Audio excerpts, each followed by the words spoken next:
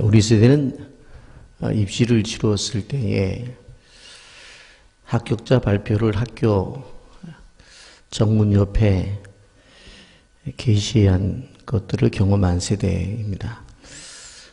저는 합격도 해봤고 불합격도 해보았는데 불합격이 됐을 때는 아무리 찾아도 제 이름이 없는 거예요.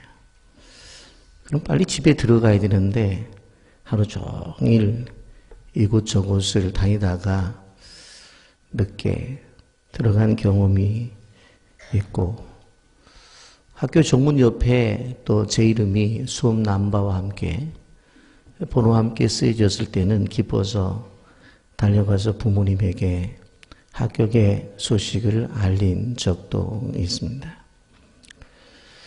여러분, 우리는 에스라 2장을 보면서 수많은 이름들이 기록되어져 있는 것을 보게 되어집니다. 보게 되어지면 지역별로 또 가족별로 그리고 직분별로 기록이 되어져 있는데, 이것은 바로 이스라엘 백성들이 바벨론에서 고향으로 돌아올 때에 고레스 칙령에 의해서 주전 538년에 1차 귀환 때 돌아오게 되어지는데, 바로 그 사람들의 명단에 지도자들이 기록되어져 있는 것을 볼 수가 있습니다. 본문 64절에 보면 42,360명이라고 분명히 기록을 하고 있고, 65절에 그 외의 남중과 여종이 7,337명이요 노래하는 남녀가 200명이다 이렇게 분명히 말씀을 하고 있음을 보게 되었습니다. 계산을 해보면 약 5만여 명이 됩니다. 여러분, 이렇게 하나님의 백성들 가운데서 이렇게 명단이 기록되어져 있는 사람, 우리가 보면서 그렇구나, 하나님 나라에 들어가는 것도 생명책에 기록이 되어져야 된다고 분명히 말씀하는데, 그렇다면 우리도 이렇게 하나님의 나라에 있어서 기록된 이름을 가져야 되겠다라고 하는 것을 생각해 보게 됩니다. 여러분, 예루살렘으로 돌아온 유다 백성들이 약 5만여 명 정도 된다고 했는데, 실질적으로 아셔야 될 것은 돌아온 사람들은 5만여 명인데 바로 바벨론 땅에 남아 있는 사람들은 약 200만 명 정도가 되었습니다. 그러니까 전체 실질적으로 약 2% 정도 되는 사람들만이 돌아온 것이지 다 돌아온 게 아니에요. 여러분, 아주 소수예요. 그런데 이 사람들이 매우 중요한 사람들이다라고 하는 것입니다. 역사가 토인비는 세계 역사는 창조적인 소수가 움직인다라고 그렇게 말을 했습니다. 여러분, 에스라 2장에 기록되어져 있는 이 사람들은 숫자로 보면 소수의 사람이었지만 어제 생각해 본 대로 1장 5절에 성령의 감동을 입은 사람들이었다고 하는 것을 우리는 기억해야 되는 것입니다. 여러분, 그들은 이미 바로 자기가 살고 있는 땅에 삶의 터전이 마련되어져 있는 사람들입니다. 그 속에서 자녀를 낳고 살았기 때문에 온 가족이 그곳에 있는 사람들이었어요. 그런데 그 모든 것을 정리하고 떠나게 되어집니다. 그들이 떠난 목적은 어떤 세속적이거나 이기적이거나 경제적인 어떤 목적이 아니라 오로지 한 가지 신앙적인 것이었습니다. 그들은 두 가지의 분명한 목적이 있었는데, 한 가지는 성전을 다시 짓고 두 번째로는 바로 율법을 통한 하나님의 말씀의 회복이었던 것을 보게 되어집니다. 여러분, 그 사람들이 떠날 때 마음이 편했겠어요? 그들의 앞길이 누구 말대로 다 열려 있었느냐? 그건 아닙니다. 마태복음 7장 14절에 생명으로 인도하는 문은 좁고 길이 협착하여 찾는 이가 적다고 그렇게 말씀을 했습니다. 여러분, 귀한 자들을 보게 되면 제사장들과 레위 사람들, 그리고 노래하는 사람들, 문지기 성전에 수종 드는 자들이 있습니다. 여러분, 43절에 느디님 사람들이라고 하는 사람은 성전에서 수종을 드는 사람들이었어요.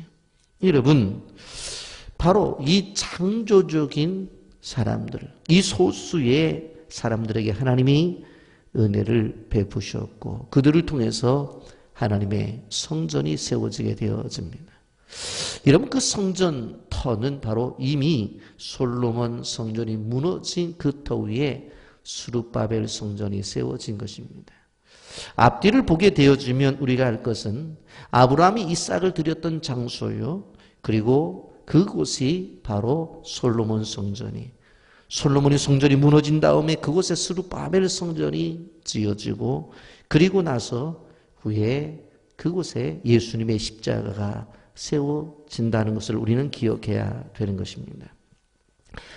여러분, 이들의 행적 속에서 우리가 한 가지 또 하나 알 수 있는 것은 그들은 침묵을 하고 있다고 하는 것입니다. 여러분, 5만여 명이 되어지는 사람들이 이제 바벨론에서 예루살렘까지 거리를 계산해 보면 약 1000km 정도가 되어지는데 그 길 그냥 걸어서 포장도 되지 아니한 길로 가는 겁니다. 산길을 지나서 들길로, 사막길로 지나게 됩니다. 그 기간이 계산해 보면 한 6개월 정도가 되는 기간이었는데 험난한 길입니다. 여러분, 그런데 그 내용 속에서 불평을 했다는 이야기가 없습니다. 불만을 토로했다는 이야기도 없어요. 그리고 지도자를 향해서 원망했다는 이야기도 나오지 않습니다. 그리고 거역했다는 말도 없어요. 놀라운 일입니다. 여러분, 우리는 이스라엘 백성들의 전체적인 것들을 보면서 바로 출애굽을 둘로 본다고 그렇게 말씀을 드렸죠. 첫 번째 출애굽은 애굽에서 나온 것이고, 두 번째 출애굽은 이 바벨론에서 나온 것을 두 번째 출애굽으로 보통 학자들이 본다고 했는데, 우리는 출애굽기와 민수기를 읽으면서 이스라엘 백성들이 애굽에서 나와서 가나안에 들어가게 될 때에 얼마나 많이 불평을 했는 것을 우리는 볼 수가 있습니다. 그들이 애굽에서 빠져나오게 될 때 쉽게 빠져나온 것이 아닙니다. 바로 애굽에서 나오게 될 때 바로 왕은 대단한 노동력의 손실과 그리고 그들이 나가게 될 때에 그 노동력에 부재될 것을 알았기 때문에 보내지 않으려고 했을 때에 하나님께서 피와 개구리, 이파리, 전염병, 독종, 우박, 메뚜기, 어둠, 장자의 죽음 10가지의 재앙을 통해서 결국 그들이 애굽을 나오게 되었습니다.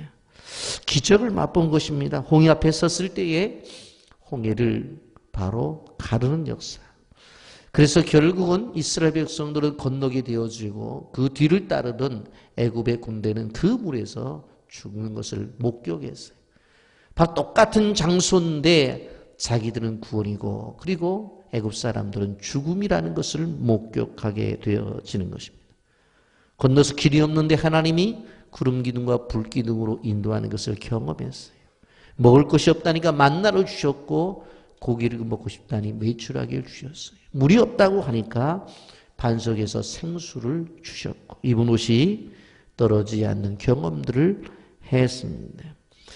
여러분, 우리는 기도하다가 음성을 들었다고 말을 할 때에 하나님께서 내 마음속에서 움직여서 나에게 주시는 음성을 이야기하지만 이스라엘 백성들은 육신의 귀로 음성을 들었어요. 그래서 모세가 뭐라고 말해요? 너희들처럼 민족적으로 하나님의 음성을 귀로 들은 나라가 어디 있느냐고 말을 하잖아요. 그런데 왜 불평하고 원망하느냐고 말을 합니다.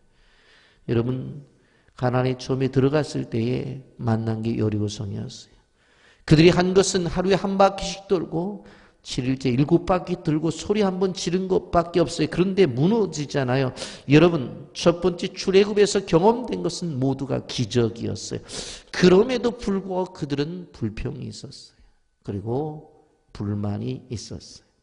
그래서 결국 광야에서 다 죽고 믿음이 있던 여호수아와 갈렙만이 가나안에 들어가는 것을 볼 수가 있습니다. 그런데 두 번째 출애굽이라고 말하는 에스라를 중심으로 해서 돌아온 이스라엘 백성들은 한마디도 불평과 불만이 없습니다.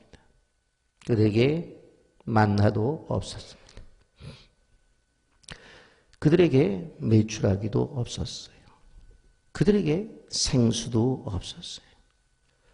어떻게 보면 거리상으로 보게 되어질 때에 이스라엘 백성들의 첫 번째 출애굽의 여정보다도 길어요. 실질적으로 이스라엘 백성들의 첫 번째 출애굽의 여정은 빨리 가면 열흘이면 갈 수 있는 길을 말을 듣지 않기 때문에 하나님이 40년을 광야에서 있게 한 거예요. 그리고 그곳에 말씀을 주신 거예요. 이들은 머나먼 6개월의 기간을 가게 되었습니다. 여러분, 지도자인 수르바벨을 돌로 쳐 죽이겠다고 말한 적도 없어요. 그들은 돌아오면서 감격과 감동만 있을 뿐이었습니다. 이미 70년 동안 포로 생활을 한 다음에 되돌아오겠다고 약속하신 그 약속하신 말씀이 이루어지는 것, 그것 하나 그들에게 감사했던 것을 볼 수가 있습니다. 어렵고 고달픈 그리고 긴 여행길이었지만 누구 하나 불평 없이 침묵으로 감당했던 것입니다. 여러분, 이것이 은혜예요. 여러분, 우리가 기억할 때에 순종하는 사람들의 모습 속에 대표적인 것이 뭐예요? 하나님의 뜻을 기다리면서 침묵하는 거예요. 입이 없어서 말을 못하는 게 아니에요. 이 속에도 하나님의 뜻이 있겠지. 분명코 하나님께서 생각을 갖고 인도하시기 때문에 기다려보자. 그래서 침묵하는 거지. 교회 생활하면서 집사님은 어떻게 생각이 없어? 그렇게 말이 없어? 아니죠. 생각이 있죠. 말할 수 있는 입도 있죠. 그런데 왜 가만히 있어요? 내가 이해하지 못하지만 분명코 하나님이 분명한 뜻이 있을 거야. 그 뜻이 이루어질 때까지 내가 참아보자. 이스라엘 백성들이 그런 모습이 있는 거예요. 이런 이들이 이제 돌아와서 하는 모습들을 보세요. 68절에 보면 어떤 족장들이 예루살렘에 있는 여호와의 성전터에 이르러 하나님의 전을 그곳에 다시 건축하려고 예물을 기쁘게 드리되, 아직까지 그들이 된 것은 없어요. 그런데 뭐라고 말해요? 다시 건축하려고 예물을 기쁘게 드렸다. 그렇게 말씀하고 있습니다. 69절에 보면 그들이 드린 예물의 분량이 상당한 것을 보게 되었습니다. 힘 잘하는 대로 공사하는 금고에 드리니 금이 600천 다리기요 은이 500다네요 제사장의 옷이 100벌이었더라. 그렇게 말씀하고 있는 것을 볼 수가 있습니다. 여러분, 여기에서 보게 되어지면 힘 잘하는 대로 하나님 앞에 드리는 헌물은 회비가 아니에요. 일정량을 정해놓고 잘 살든지 못 살든지 형편이 낫든지 어렵든지 똑같이 드리는 회비가 아니에요. 하나님이 내게 주신 은혜대로 드리는 거예요. 그래서 하나님 앞에 제물을 드릴 때도 어떤 사람들은 소를 드리고 어떤 사람들은 양을 드려요. 어떤 사람들은 비둘기를 드리고 형편에 따라 드리는 거예요. 여러분, 그리고 여기에 보면 69절에도 그들이 드린 예물의 분량이 상당하다고 그랬죠. 힘 잘하는 대로 하면서 나오는 말씀 보고 은군과 제사장의 옷 바벨론에서 본 것을 갖다가 드렸어요. 많은 사람들이 은혜를 얘기하게 되어질 때 받은 것을 얘기해요. 그래서 예배를 끝나고 나면 집사님 오늘 은혜 많이 받았지 그래요. 은혜 많이 받았지. 받은 것이. 그러나 진정 성숙한 신앙인들은 드리는 것이 더 큰 은혜를 받았다고 생각합니다. 받는 것도 은혜죠. 그러나 더 성숙한 은혜는 드릴 때 은혜를 받는 거예요. 아이들이 어렸을 때는 엄마 아빠한테 받기만 해. 그러나 그 아이들이 이제 다 컸다고 이야기할 때 언제예요? 그 부모님에게 은혜에 감사해서 드릴 때 그것이 큰 은혜를 받는 거예요. 그래서 일반적으로 보면 아이들이 졸업을 하고 첫 월급을 타게 되었으면 어떻게 한다고 그래요? 부모님들의 속옷을 사다 준다고 하죠. 근데 우리 교회 청년들 보면 첫 월급 전체를 하나님 앞에 그냥 100% 11조가 아니라 드리는 형제 자매들이 있어요. 그게 뭐예요? 성숙한 모습이에요. 여러분 고린도 후서 8장 1절부터 3절에 보면 바울이 마게도냐 교회를 칭찬할 때 이렇게 칭찬을 합니다. 형제들아 하나님께서 마게도냐 교회들에게 주신 은혜를 우리가 너에게 알리노니 환난의 많은 시련 가운데서 그들이 넘치는 기쁨과 극심한 가난이 그들의 풍성한 연보를 넘치도록 하게 하였느니라. 내가 증언하노니 그들이 힘대로 할 뿐 아니라 힘에 지나도록 자원하여 그랬어요. 여기에 보면 그들의 넘치는 기쁨과 극심한 가난이 풍성한 연보를 했다는 거예요. 우리가 생각해 보면 넉넉해야 연보를 해요. 그런데 성경은 뭐라고 말해요? 그들의 극심한 가난이 풍성한 연보를 하게 했다. 그리고 힘대로 할 뿐 아니라 힘에 지나도록 자원했다고 그래요. 어떤 분들은 그래요. 어떤 교회가 어떤 프로젝트를 갖고 나가죠. 뭐 선교를 하든지 아니면 교회 건축을 하든지 뭐 어떤 구제 행사를 하든지 해요. 그럴 때 저는 그래요. 항상 성도의 가치관은 힘에 지나도록 그 속에 기쁨을 가지고 자원해서. 그런데 본인들은 할 만큼 했다는 거예요. 그거는 하나님 앞에 받은 은혜에 대해서 바로 알지 못하는 거예요. 우리는 할 만큼 했다고 말할 수 있는 존재가 못 돼요. 왜 그런 줄 아세요? 모든 것이 하나님께로부터 왔기 때문에 그렇습니다. 예수님께서도 사도행전 20장 35절에 이렇게 말했어요. 받는 것보다 주는 것이 복되다. 그렇게 말씀을 했습니다. 여러분 이렇게 생각하면서 오늘 생각해 볼 것은 예배가 우선이라고 하는 것입니다. 예루살렘에 오자마자 여러분들 본문을 쭉 훑어보세요. 뭘 제일 먼저 했는지. 성전을 지어야 될 터라고 생각하는 그곳에 바로 제물을 드렸잖아요. 살 집도 지어야 돼요. 먹고 살 생계들 꾸려야 되죠. 그런데 제일 먼저 예루살렘에 예배할 수 있는 단을 쌓은 것을 바라볼 수가 있습니다. 여러분 여기에 보게 되어지면 쭉 나타난 말씀이 그렇죠. 3장 1절에 이스라엘 자손이 각자의 성읍에 살았더니 일곱째 달에 이르러 일제히 예루살렘에 모인지라. 왜 예루살렘에 모였어요? 2절부터 쭉 보세요. 하나님의 제단을 만들고 하나님의 사람 모세 율법에 기록한 대로 제단 번제를 그 위에서 드리려 할세 하면서 나오는데 여러분 이들이 무엇보다도 예배를 드리는 걸 봐요. 우리는 미국의 역사를 보면서 청교도에 대한 신앙을 항상 이야기하죠. 그들이 메이플라워를 타고 신대륙에 도착했었을 때에 제일 먼저 한 것이 무엇이었습니까? 교회를 짓죠. 그리고 두 번째로 학교를 짓죠. 그리고 세 번째로 자기들 살 집을 지어요. 그렇기 때문에 여러분 지금의 미국을 그들이 만들어낼 수가 있었던 거예요. 여러분 세계의 100개 대학 안에 미국에 있는 대학이 대다수 차지하고 있다는 것을 아셔야 돼요. 왜 그래요? 그들이 가지고 있는 가치관이 바로 무엇이 우선순위인가를 알아야 된다라고 하는 것입니다. 그들은 알았어요. 그들이 왜 바벨론의 포로로 잡혀갔는가? 우상숭배하다가. 그렇다면 우상숭배를 버리고 제일 먼저 해야 될 것이 뭐냐? 예배라고 하는 것입니다. 여러분 제가 시간이 없어서 자세하게 말씀을 드리지 못합니다만 여기에 예배가 다 나와요. 여러분 6절에 보십시오.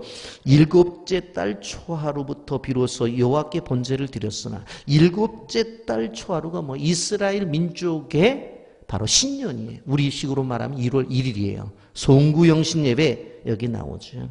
송구영신 예배.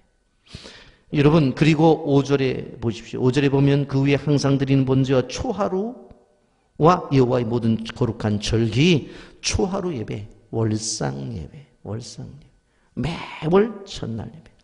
그리고 안식일날 예배를 드렸고 3절에 보게 되면 무슨 말씀이 나타나요? 여기 무리가 모든 나라의 백성을 두려워하여 제단을 그 터위에 세우고 그 위에 아침 저녁으로 여호와께 번제를 드리며 이스라엘 백성들은 아침은 해가 뜰 때가 아침이에요. 우리식으로 말하면 새벽 기도예요. 그리고 저녁 예배도 매일매일 드렸어요.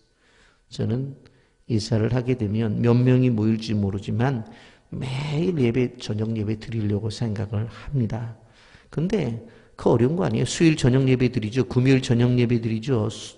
우리가 주일 저녁 예배 드리잖아요. 3일은 이미 드리고 있어요. 나흘만 더 하면 돼요. 나흘만. 매일 저녁 예배. 그리고 5절부터 보면 절기 예배. 우리는 부활주일, 매추감사주일, 추수감사주일, 성탄절 예배, 절기 예배 드리잖아요. 이게 그냥 우리 교회가 만들어낸 게 아니에요. 목사님이 요새 그냥 또 뭐 저런 생각을 해서 또 하나 골치 아픈 일을 만들어서 우리한테 힘들게 한다. 그런 게 아니라 성경에서 말하는 거예요. 그래서 늘 말씀드리는 거예요. 송구 영신예배. 한 해를 시작하면서, 한 달을 시작하면서 월상예배.